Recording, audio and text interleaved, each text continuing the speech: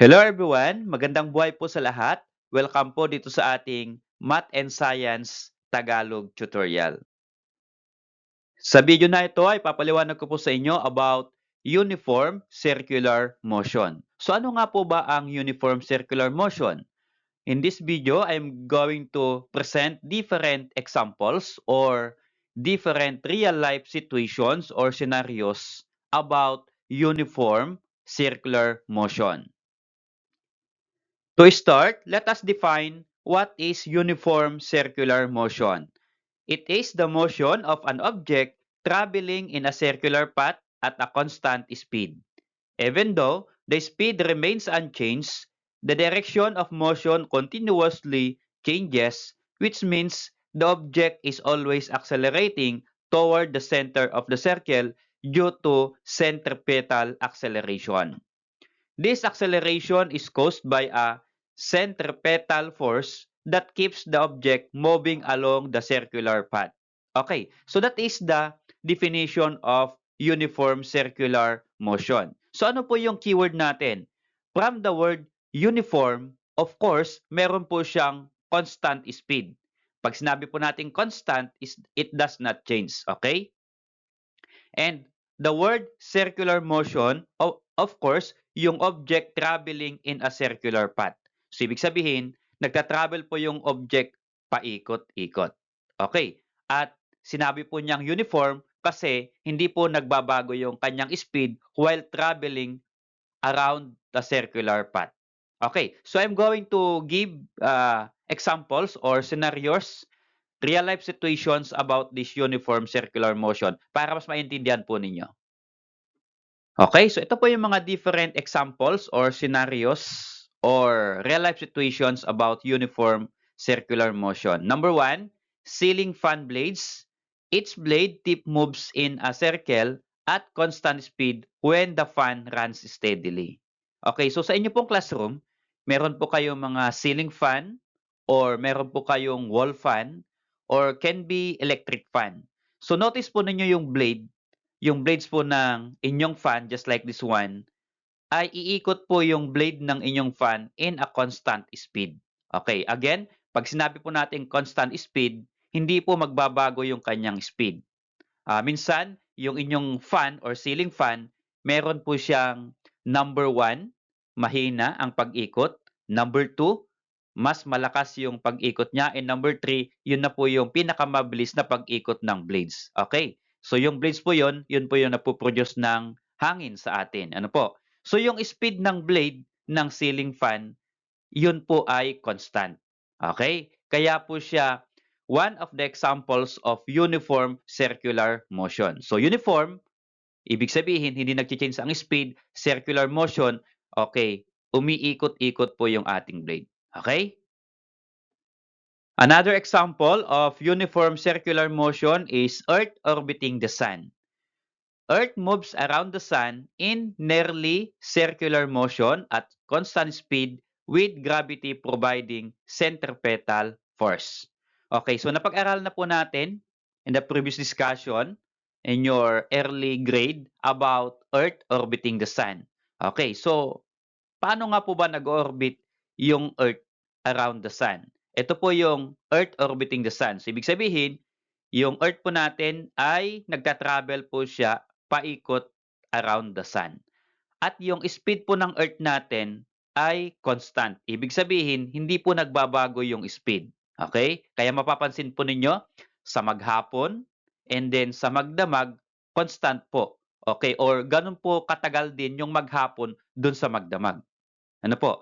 Okay, so paano po ba umiikot o ano po ba yung nagpapaikot ng Earth around the Sun? Okay, so meron po siyang gravity providing centripetal force. So sa susunod po na discussion, papaliwanag ko po about centripetal force.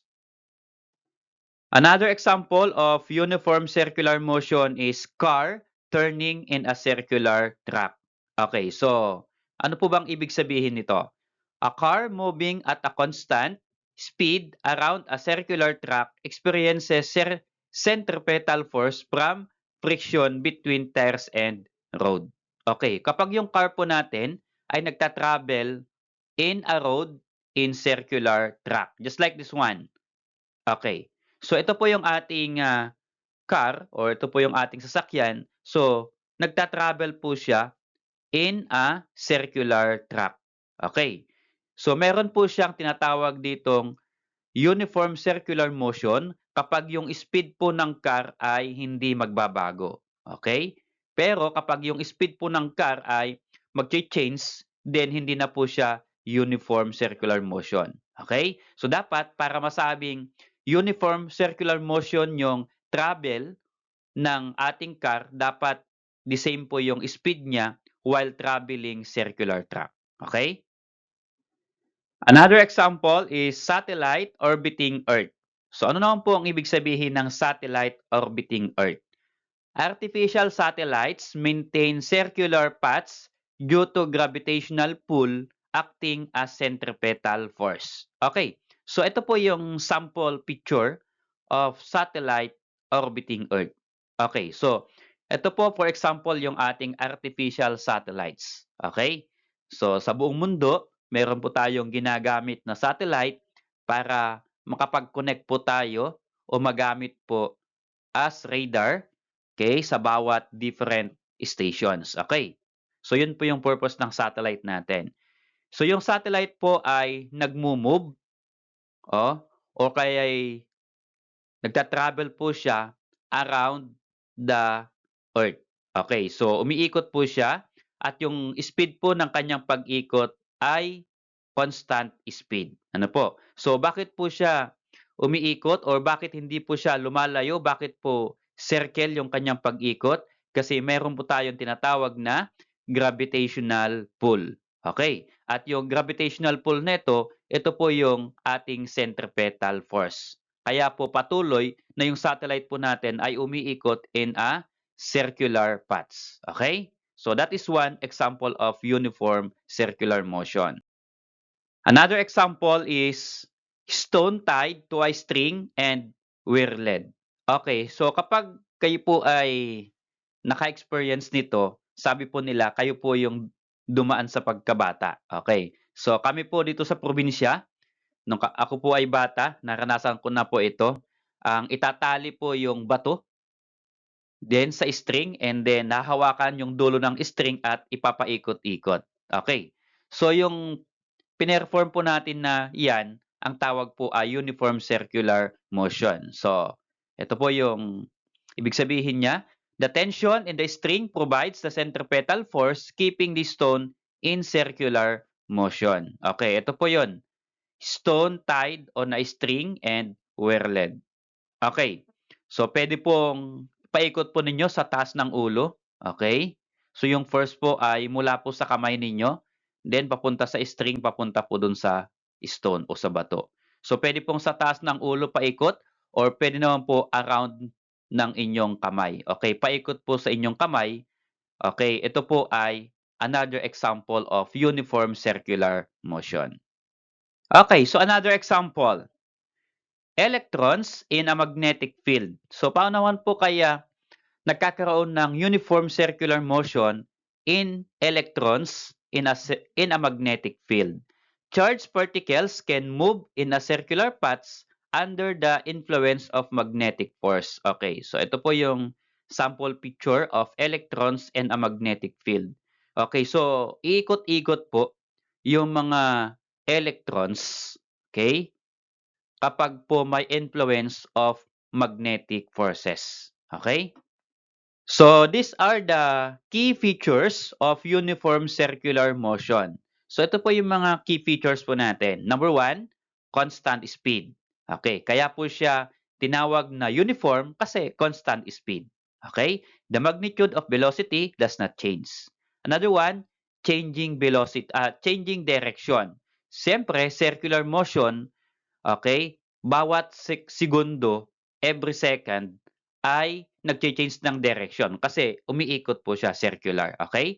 The velocity vector is always tangent to the circle. And number 3, centripetal acceleration directed inward toward the center of the circle. And number 4, centripetal force the inward force responsible for maintaining circular motion. Okay, so ito pong dalawang term, centripetal acceleration and centripetal force, yan po yung aking next discussion. Maraming salamat sa inyong panonood. Nawa po ay natuto kayo about uniform circular motion. Abangan po ninyo yung aking next discussion about centripetal force and centripetal acceleration.